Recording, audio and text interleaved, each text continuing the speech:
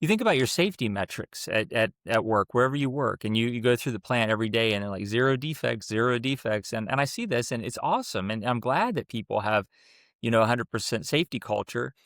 But when it becomes a point of pride, it's dangerous because now the thing that we're doing well is having no injuries, right? And that is good. That's a reputable thing. We should be proud of that.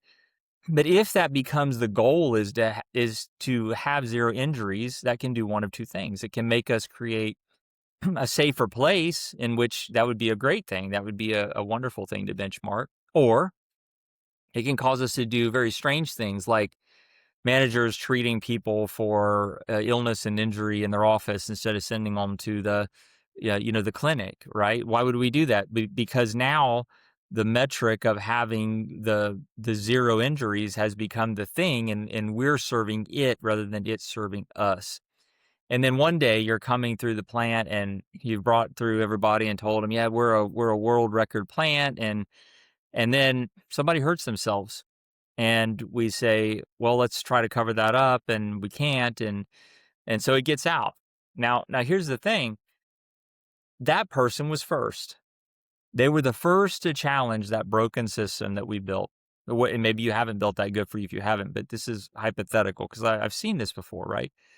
And whoever that first person is that says, I'm injured now and I need help. And not only do I need help, but I actually need you to figure out how I got injured, how this was able to happen, and to prevent this from happening again, because there's, my coworkers, there's people that I care about around me that I wouldn't want this to happen to.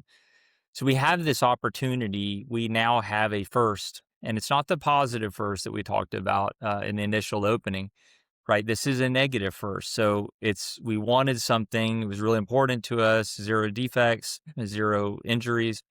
And now guess what? We have a defect or we have an injury.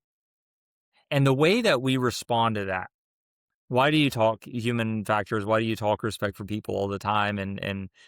I really don't try to do that as much as it seems. I try to be balanced about it because the process is really important. I've seen places where people, have huge respect for people and they have no standards, and obviously that's not a good thing either.